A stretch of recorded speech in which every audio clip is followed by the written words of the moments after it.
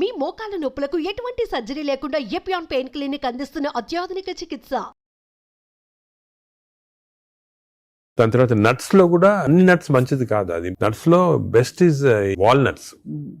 అదే విధంగా second is almonds. ఇవి 2 ఆర్ గుడ్. పిస్తా అంత మంచిది కాదు, హై ఫ్యాట్ కదా సార్. హై ఫ్యాట్ పిస్తా. సేమ్ థింగ్ క్యాష్యూస్ కూడా సేమ్. అందులో నేతిలో వేయించి ప్రోటీన్ తిన్నాం అనుకుంటారు. అనుకోండి, అది again you're taking back. So అవి ఫ్రైడ్ క్యాష్యూస్ అవన్నీ కూడా అవాయిడ్ చేయాల్సింది. ఇలాగా హెల్తీ ఫుడ్ తోటి we can make lot of difference. Plus non vegetarian fish is very good. Fish తినే వాళ్ళకి ఫిష్ మంచిది. ఫిష్ కూడా అన్ఫార్చునేట్లీ ఈ మధ్యన కొంచెం ప్లాస్టిక్స్ వచ్చేస్తున్నాయి ఫిష్ లో. ఈ సీ లో ప్లాస్టిక్స్ వేసి రివర్స్ లో వాళ్ళకి మైక్రో ప్లాస్టిక్స్. ఈ micro plastics and other future thing we have to concentrate as society. Pollution, processed food, micro plastics, these are called the 3 evils. ఈ 3 evils వల్ల మనం అన్ఫార్చునేట్లీ ఎంత హెల్త్ మెయింటైన్ చేయాలంటే కూడా మన society is not giving us the opportunity. అంటే బయటకు వెళ్తే సార్ ఇవాళ హైదరాబాద్ లో ఎన్ని రెస్టారెంట్స్ ఉన్నాయి సార్, ఇంకా అపిటైట్ ఉంది.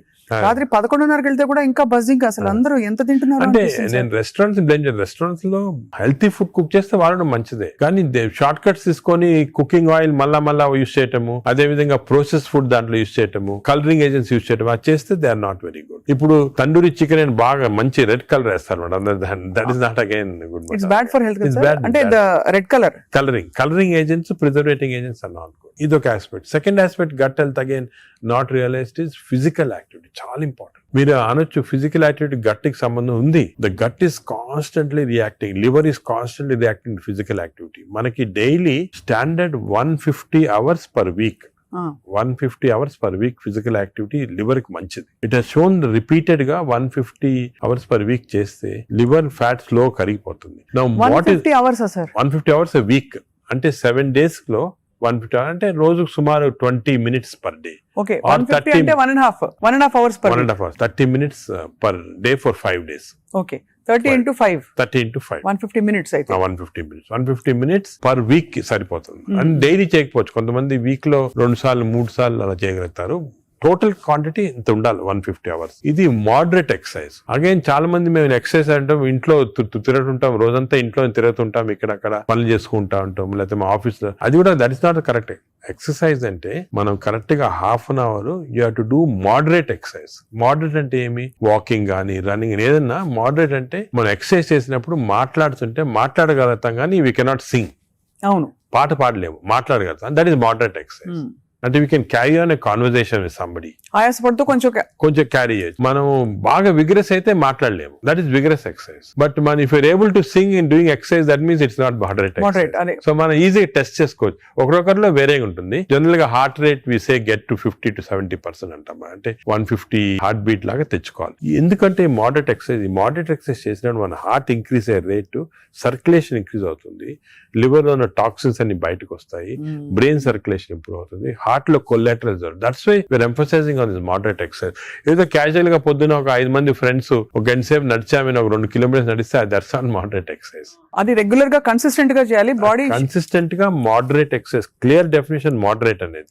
Moderate exercise 150 hours a week చేస్తే డెఫినెట్ గా we prolong life by 5-6 years.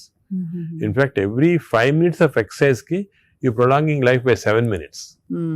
5 minutes చేస్తే 7 minutes ప్రొలాంగ్ చేస్తాం లైఫ్. సార్, ఈ కాంటెక్స్ట్ లో మీరు ఇంతమంది స్టార్స్ ని ట్రీట్ చేశారు. AIG లో చాలా మంది top most stars of the country ఇక్కడికి వచ్చారంటే మీ దగ్గరికి వస్తారు.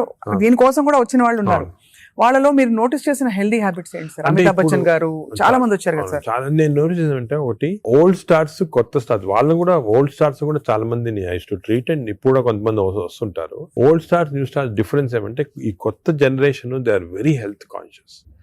కొంతవరకు ఓవర్ హెల్త్ కాన్షియస్ అనొచ్చు. చాలా మంది కొత్త జనరేషన్ అంటే మన రామ్ చరణ్ ఆ గ్రూప్ లో they are very health conscious. బాగా ఎక్సర్సైజ్ చేస్తున్నారు, డైట్ బాగా మెయింటైన్ చేస్తున్నారు, వాళ్ళకి హెల్త్ అడ్వైజర్స్ ఉన్నారు. కొన్నిసార్లు కొంతమంది ఓవర్ వెళ్ళిపోతారు. అంటే మరి టూ మచ్ ఆఫ్ ఎక్కువ ప్రోటీన్ కూడా మంచిది కాదు. నార్మల్ గా 1 gram per kg body weight అంటాము. కొంతమంది 2-3 grams. Now there is a fashion 3 grams per kg body. అది మంచిది కాదు. కిడ్నీ పైన ఎఫెక్ట్ జనరల్ గా మంచిది కాదు. కరెక్ట్ ప్రోటీన్ తీసుకోవాలా. ఈ కొత్త స్టార్స్ ఏమైనా they are going very balanced. వాళ్ళ ఎక్సర్సైజ్ ప్యాటర్న్ గానీ, డయట్ గానీ, అంటే they are conscious that there should look good for people to see them అని చాలా బాగా చేస్తారు. In fact they are the healthiest people. ఇప్పుడు they are very restricted in their alcohol intake గానీ, దాంట్లో కూడా చాలా రిస్ట్రిక్టెడ్ గా, చాలా కేర్ఫుల్ గా వెళ్తున్నారు. పూర్వకాలం అంత ఉండేది కాదు. కొంతమంది ఎక్స్ట్రీమ్స్ కి వెళ్ళిపోయేవాళ్ళు ఇంట్లో, అండ్ వాళ్ళు పెద్ద ఎక్సర్సైజ్ అది ఉండేది కాదంతా. బట్ ఇప్పుడైతే డెఫినెట్ చేంజ్ ఉంది. The present generation of stars are very health conscious. They are maintaining, almost అందరు అదే అనుకోవచ్చు, దే ఆర్ మెయింటైనింగ్. అది లేకపోతే they won't stay long in the industry. Sir external supplements, vitamin supplements అన్ని అవి observe అవుతాయా? External supplement లో చాలా కాంట్రవర్సీస్ ఉన్నాయి. కొన్ని మంచి సప్లిమెంట్స్, కొన్ని కాంట్రవర్షియల్ సప్లిమెంట్స్, కానీ హార్మ్ఫుల్ సప్లిమెంట్స్ అనేది తీసుకోకూడదు. చాలా వరకు ఈ supplements, for example B complex అనుకోండి, vitamin D to some extent people తీసుకున్నారు, దానివల్ల హార్మ్ లేదు కానీ కొంతవరకు బెనిఫిట్ ఉండొచ్చు. ఫర్ ఎగ్జాంపుల్ ఇయర్లీ మీరు 3 times a year ఒక 2 months వైటమిన్ డి తీసుకున్నారు అనుకోండి, సండే అలాగా, దట్ ఇస్ ఓకే. ఎందుకంటే మన అందరిలో వైటమిన్ డిఫిషియన్సీ ఉంటుంది. అదే B12 ఫోలిక్ యాసిడ్, ఈ రెండు కూడా డిఫిషియన్సీ, ఎస్పెషల్లీ వెజిటేరియన్ లో B12 ఫోలిక్ యాసిడ్ రెండు డిఫిషియన్సీ ఉంటుంది. అది తీసుకున్న హార్మ్ ఏం లేదు. ఒకవేళ అది ఎక్సెస్ అయినా కూడా యూరిన్ లో పాస్ అయిపోతుంది. కొన్ని లిటిల్ కాంట్రవర్షియల్ అంటే NADH అని ఉంటుంది అన్నమాట. అది చాలా మంది తీసుకుంటున్నారు ఈ మధ్యన. ఏంటి సార్ అది? NADH అనే టాబ్లెట్ మజిల్ కి మంచిది, మైటోకాండ్రియాకి మంచిదని. అది రిసర్చ్ లో కాంట్రవర్షియస్ ఉన్నాయి. కొంతమంది ఏమో మంచిది మజిల్ బిల్డ్ చేయడానికి, కొన్ని ఏమో మంచిది కాదంటారు. అటువంటి we don't recommend definitely. But some things like curcumin అనుకోండి, అంటే మనం ఫుడ్ లోనే వచ్చేస్తుంది కర్క్యూమిన్, అది మంచిది తీసుకోవటము. వైటమిన్ K అని ఉంది ఒకటి, వైటమిన్ K, అది వైటమిన్ K2 కొత్తగా వచ్చింది, అది కూడా కొంచెం కాంట్రవర్షియల్. అలాగా చాలా సప్లిమెంట్స్ వస్తున్నాయి. నేను అనుకునేది natural food, correct amount of protein, that is very important. తీసుకుంటే సప్లిమెంట్స్ పెద్ద అవసరం. అంటే మనకి సోర్సెస్ సార్, ఇప్పుడు ఒక చిన్న ప్రాబ్లం సొసైటీకి ఉండే ప్రాబ్లం, వెజిటేబుల్స్ పెస్టిసైడ్స్ వేసేస్తారని, ఎక్కడ పండిస్తున్నారు, పటాన్ చెరువు దగ్గర అని నీళ్లు వచ్చేస్తాయి, మురుగు నీళ్లు దానిలో పండిస్తున్నారంటారు. పాల పదార్థాలు, ఆవులకి యాంటీబయాటిక్స్ ఇంజెక్షన్స్ ఇచ్చేస్తారు, అది మనకు వచ్చేస్తున్నాయి అంటాం.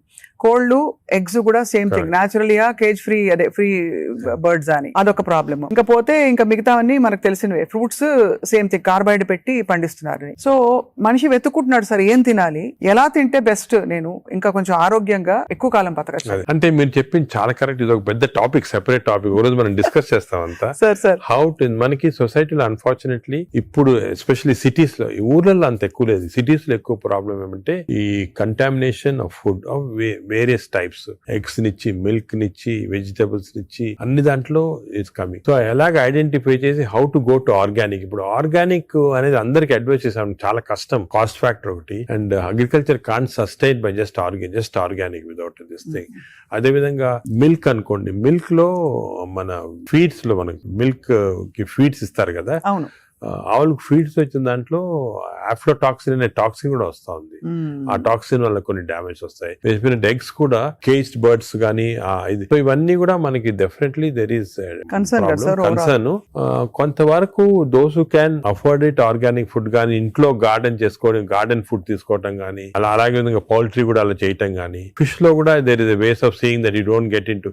ఈ ఫిష్ లో చెప్పేది microplastics the problem. Fish అంటే of course oils to some extent మనం we can take polyunsaturated తీసుకోవచ్చు. అదే విధంగా యోగర్ట్ కూడా కేర్ తీసుకొని చేయొచ్చు.